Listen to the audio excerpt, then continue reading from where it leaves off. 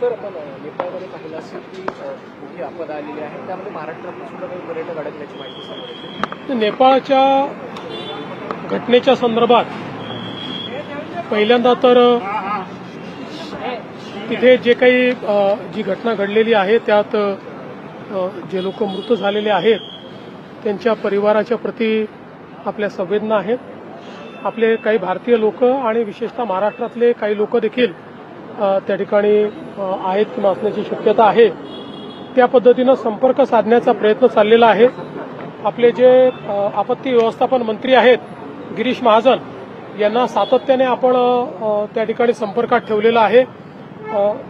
विशेषतः काही लोक जे त्याच्याही पलीकडे तिबेटमध्ये गेले होते किंवा काही पर्यटक गेले होते अशा लोकांशी काही संपर्क आपला झालेला आहे. माझं जे ऑफिस आहे त्यांना देखील मदत करताय. आम्ही MEAची देखील मदत त्या ठिकाणी घेतो आहोत आणि विशेषतः दिल्लीच्या माध्यमातून अशा पद्धतीनं मानसरोवर यात्रेच्या निमित्ताने किंवा इतर गोष्टींकरता जे गेलेले लोक आहेत त्यांच्याही करता नेपाळमधनं जो मार्ग आहे तर त्या ठिकाणी एक अवरोध निर्माण झालाय, तर तिथनंही त्यांना परत कसं आणायचं याचंही प्लॅनिंग आपण करतो आहोत आणि त्या संदर्भात सेंट्रल गव्हर्नमेंटशी आपलं बोलणं झालेलं आहे. त्यामुळे पूर्णपणे अलर्ट मोडवर आपण आहोत आणि कोणाचाही संपर्क झाला तर त्याला रेस्क्यू करायची तयारी आपण ठेवलेली आहे. गिरीश महाजनांनी आव्हान देखील केलेलं आहे की कोणाचे नातेवाईक असतील तर त्यांनी आम्हाला संपर्क साधला तर त्यांना आम्ही त्या ठिकाणी शोधून देऊ. त्यामुळे पूर्णपणे अलर्ट मोडवर आपण त्या ठिकाणी आहोत. अजून एक्झॅक्ट आकडा आलेला नाही, तो आल्यानंतर आपल्याला सांगण्यात येईल. हिंदीमध्ये पूर्ण बैठक आयोजित करण्यात आलेली भोर तालुक्यातल्या प्रकल्पाच्या संदर्भात जी काही एकूण परिस्थिती आहे, सत्ताधारी पक्षातले आमदार सुद्धा विरोधात आहेत किंवा आंदोलन करत आहेत, काय आज निर्णय झाला? मुळामध्ये जी काही ट्रान्समिशन लाईन आहे ग्रीन कॉरिडॉर म्हणजे जी काही आपली रिन्युएबल वीज आहे याचा जो कॉरिडॉर केंद्र सरकारच्या वतीनं होतोय तर त्याच्यामध्ये जो भोरमधनं जाणारा भाग आहे त्याच्यावर तिथल्या सर्वपक्षीय कमिटीचं ऑब्जेक्शन होतं. त्यांचं म्हणणं होतं की वेगवेगळ्या प्रकल्पाकरता भोरची जमीन आमची गेलेली आहे आणि आता पुन्हा या प्रकल्पाकरता जमीन आमची तुम्ही मागता आहात. त्यांच्याशी चर्चा केली. आम्ही देखील त्यांना हे समजावून सांगितलं की जवळपास 40% काम त्या ठिकाणी झालेलं आहे आणि पुणे हे एक असं आपलं शहर आहे किंवा पुण्याचा जो औद्योगिक जिल्हा आहे यामध्ये खूप मोठ्या प्रमाणात विजेची मागणी आहे आणि आपण जर सबस्टेशन्स तयार केले नाहीत तर मोठ्या प्रमाणात विजेचा तुटवडा देखील पडेल. आणि केवळ भोरमध्येच नाही तर त्यांना आम्ही दाखवलं की जवळपास पुण्याच्या सगळ्या तालुक्यांमध्ये सबस्टेशन चाललेले आहेत. तथापि त्यांची जी अडचणी आहेत त्या आम्ही समजून घेतल्यात. काय मार्ग काढता येईल, कमीत कमी नुकसान व्हावं या दृष्टीनं काय मार्ग काढता येईल याकरता जे आपले ट्रान्समिशनचे विक्रम कुमार आहेत ते आणि सेंट्रल गव्हर्नमेंटची लाईन असल्यामुळे सेंट्रल गव्हर्नमेंटचे अधिकारी असे त्यांच्यासोबत बसून आणि भविष्यात आपल्याला त्यातनं कसा मार्ग काढता येईल असा प्रयत्न करण्याचा आम्ही निर्णय घेतलाय. सोबत आम्ही त्यांना अपील देखील केलेली आहे की आपण अशा पद्धतीनं जो काही हा कॉरिडॉर आहे याला जर विरोध केला तर त्याचा पुण्याच्या ग्रोथवर परिणाम होईल आणि म्हणून आपणही थोडी मदत करावी आणि मधला मार्ग काढावा अशा पद्धतीचा प्रयत्न आहे. दिवसापासून MPSC वरून मोठा गदारोळ पाहायला मिळतोय. आधी तुमच्यासोबत सुनील गाडवेचा जो फोटो होता तो व्हायरल केला गेला आणि आरोप केला गेला की यामध्ये भाजपचा सुद्धा समावेश आहे. अभिमन्यू पवारांवरती आरोप झाले. आज सुनील गाडवे यांचे शरद पवार आणि रोहित पवारांसोबत सुद्धा फोटो भाजपकडनं करण्यात आले. बघा, पहिल्यांदा तर कोणीही असो आणि कुठल्याही पक्षाचा असो त्याच्यावर कारवाई झाली आणि होईलच. MPSCच्या संदर्भात पूर्ण परीक्षा पारदर्शीपणे झाल्या पाहिजेत हे शासनाचे मत आहे. खरं तर या परीक्षेमध्ये जो काही पोलीसचा रिपोर्ट आलेला आहे हा काही मास पेपर फुटलेला नाही. पर्टिक्युलरली एका व्यक्तीकडे तो पेपर गेलेला आहे. तथापि पारदर्शितेकरता MPSCने पूर्ण परीक्षा रद्द केली हे महत्वाचं आहे. आता याच्यामध्ये विशेषतः परीक्षेच्या संदर्भात रिफॉर्म्स करण्याकरता एक समिती आपण तयार केली आहे. MPSCलाही अंतर्गत रिफॉर्म्स करण्याची विनंती आपण केलेली आहे. यापुढच्या सगळ्या परीक्षा या पारदर्शी पद्धतीनं झाल्या पाहिजेत असा आपला प्रयत्न आहे. त्याकरता MPSCला पाहिजे ती मदत ही राज्य सरकार करणार आहे. परीक्षेमध्ये कुठलेही गैरप्रकार होऊ नये म्हणून जी कमिटी केली आहे ती कमिटी आता सगळ्या विभाग स्तरांवर जाऊन विद्यार्थी, शिक्षक आणि यातले जेवढे स्टेक होल्डर्स आहेत त्यांच्याशी चर्चा करून एक फुलप्रूफ अशा प्रकारची पद्धत आपण तयार करणार आहोत की ज्याच्यातनं भविष्यातल्या परीक्षा या चांगल्या झाल्या पाहिजेत. हा आपला निश्चितपणे या ठिकाणी प्रयत्न आहे. पण हे होत असताना काही लोक केवळ याच्यावर जो काही राजकारण करण्याचा प्रयत्न करतायत ते देखील योग्य नाहीये. खरं म्हणजे नवनाथ बन यांनी हा नेमका कोणाचा कार्यकर्ता आहे हे अनेक फोटोंसहित दाखवून दिलेलं आहे. त्याची पार्श्वभूमी आता सगळ्यांना माहिती आहे. त्यामुळे विनाकारण याच्यावर राजकारण करू नये असं माझं मत आहे. राज्य सरकारने मात्र हे आता मनावर घेतलेलं आहे. पुढच्या परीक्षा पारदर्शित झाल्या पाहिजेत या दृष्टीनं व्यवस्था आम्ही उभ्या करणार आहोत. नेपाल में सदी की सबसे बड़ी त्रासदी आई है. आंदोलनावर ठाम आहे. 29 तारखेला जे आंदोलन मनोज जरांगे पाटील यांनी जाहीर केलं त्या आंदोलनावर ते ठाम आहेत असं त्यांनी सांगितलं. बघा, असं आहे की त्यांनी ज्या मागण्या केलेल्या आहेत त्या मागण्यावर सगळी कारवाई आम्ही केली आहे. पुढे देखील आम्ही करतो. चर्चा त्यांच्याशी चाललेली आहे. मला विश्वास आहे की आमची चर्चा करणारे जे काही सगळे प्रतिनिधी आहेत ते सरकारच्या घेतलेल्या जे काही निर्णय आहेत ते निर्णय त्यांच्यापर्यंत पोहोचवतील. मी एवढंच सांगतो, या सरकारने मराठा समाजाकरता जेवढे निर्णय घेतले आणि जेवढं काम केलं तेवढं पूर्वी कधी झालेलं नाही. 2014 नंतर 2026 पर्यंत आमची जी महायुतीची सरकार आहे त्या सरकारनेच मराठा समाजाच्या हिताचे निर्णय घेतले आहेत.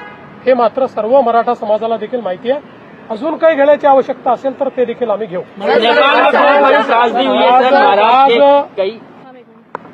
आज मुंबईतल्या ऑटो चालक, टॅक्सी चालक संघटनेने माझी भेट घेतली आणि हाजी अराफात यांच्या नेतृत्वात ही भेट झाली. त्यावेळी त्यांनी पहिल्यांदा तर हे सांगितलं की महाराष्ट्रामध्ये जुजबी मराठी का होईना हे आलं पाहिजे, याचं आमचं पूर्ण समर्थन आहे आणि ते शिकण्याचा प्रयत्न आम्ही करतो. कशा पद्धतीनं त्यांनी प्रयत्न केला हे देखील त्यांनी सांगितलं आणि भविष्यातही हा प्रयत्न आम्ही करत राहू. पण वेगवेगळ्या वयातले हे जे काही टॅक्सी चालक, रिक्षा चालक आहेत यांना इतक्या कमी वेळामध्ये जुजबी मराठी शिकता येईल हे काही योग्य नाही, शक्य नाही आणि म्हणून आम्हाला वेळ वाढवून द्यावी अशा प्रकारची मागणी त्यांनी केली. त्यांनी 1 वर्षाची मुदतवाढ मागितलेली आहे. मी आज हा निर्णय केलेला आहे की 1 वर्षाची मुदतवाढ याला देण्यात येईल. कोणतीही कारवाई दरम्यानच्या काळात केली जाणार नाही. या 1 वर्षात त्यांनी हा निर्णय केलेला आहे की वेगवेगळ्या प्रकारे क्लासेस तयार करून, वेगवेगळ्या प्रकारचं लिटरेचर तयार करून आणि जुजबी मराठी जी आहे ही सर्व ऑटो चालक आणि रिक्षा चालक आणि टॅक्सी चालकांना ते शिकवतील. त्यामुळे ते जर स्वतःहून समोर आलेले आहेत तर त्यांना वेळ देणं हे गरजेचं होतं आणि म्हणून हा निर्णय राज्य सरकारने घेतलेला आहे. गैर मराठी रिक्शा चालक और ऑटो चालकों को जो है आपने 1 वर्ष का समय दिया है, क्या निर्णय लिया गया सर, बताएं विस्तार। देखिए, आज ऑटो चालक और रिक्शा चालक और हमारे टैक्सी चालक संगठन के लोग मुझे मिले. उन्होंने पहले तो इस बात का समर्थन किया है कि मुंबई में काम चलाओ मराठी उनको सीखनी चाहिए. वो सब सीखना चाहते हैं, उनका पूरा उसको समर्थन है. लेकिन साथ साथ उन्होंने ये कहा कि अलग अलग उम्र के लोग इस व्यवसाय में हैं. कई लोगों ने पढ़ाई बहुत पहले छोड़ दी है, इसलिए इतने कम समय में इसको सीखना उनके लिए कठिन है. उन्होंने एक बहुत बृहद प्लान तैयार किया है काम चलाओ मराठी सिखाने का, और उन्होंने ये मांग की कि इसके लिए 1 साल का समय उनको दिया जाए. राज्य सरकार ने उनकी बात को माना है. 1 साल का समय उनको दिया जा रहा है. इस 1 साल में कोई कार्रवाई नहीं की जाएगी. उनको मदद करके अलग अलग प्रकार से क्लासेस तैयार करके, लिटरेचर तैयार करके काम चलाओ मराठी जो है वो उनको सिखाने का काम ये निश्चित रूप से किया जाएगा। नेपाल में जो ट्रेजेडी हुई है, हम सभी की प्रार्थना और संवेदना नेपाल के नागरिकों के साथ और वहां पर अलग अलग जगह से गए टूरिस्टों के साथ है। जो क्षति हुई है उसके प्रति भी हमारी संवेदनाएं हैं। महाराष्ट्र के भी कुछ लोग वहां पर हैं, कुछ लोगों से संपर्क हो रहा है।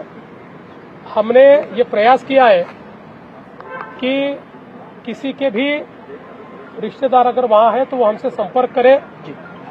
हमारा जो आपत्ति व्यवस्थापन विभाग है, इस विभाग ने इस बारे में पूरी तरीके से कार्रवाई शुरू की है। उन सबको यहां पर हम लाएंगे, वहां पर भी जो भी मदद उनको चाहिए वो मदद हम देंगे। भारत सरकार के साथ, मिनिस्ट्री ऑफ एक्सटर्नल अफेयर्स के साथ हमारी बातचीत हुई है, वो पूरी तरीके से मदद कर रहे हैं। कुछ लोग अलग अलग जगह पर गए हुए हैं जो नेपाल के रास्ते वापस आना चाहते हैं, उनको भी मदद हम लोग निश्चित रूप से करेंगे। और इसमें एकदम अलर्ट मोड पर महाराष्ट्र सरकार है। सर ते गणेश उत्सव एमपीएससी का गणेश उत्सवाच्या संदर्भात समन्वय समितीसोबत आज बैठक झालेली आहे। सुदैवाने माननीय उच्च न्यायालयाने मागील वर्षी जे काही नियम केले होते तेच नियम यावर्षी कायम ठेवलेले आहेत।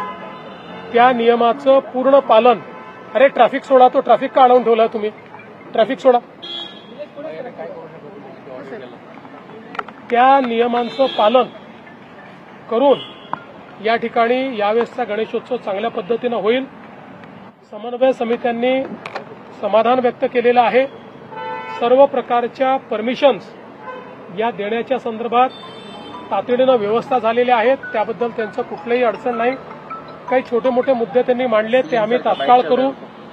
आमचा प्रयत्न असा आहे की हा जो काही सण आहे हा आपला राज्य उत्सव आहे। राज्य उत्सव असल्यामुळे या उत्सवाला चांगल्या पद्धतीनं संपूर्ण महाराष्ट्रामध्ये तो साजरा व्हावा या दृष्टीने आजची बैठक झाली आहे। कुठेही जे काही गणेश मूर्ती येण्याचे जे रस्ते आहेत किंवा विसर्जनाचे जे रस्ते आहेत यात अडथळे असू नये, कुठेही खड्डे असू नये, या संदर्भातलेही निर्देश जे आहेत ते देण्यात आलेले आहेत। आणि मला विश्वास आहे की चांगल्या पद्धतीनं, पारंपरिक पद्धतीनं आणि पर्यावरणपूरक अशा प्रकारचा गणेशोत्सव आपण साजरा करू। हिंदी में सर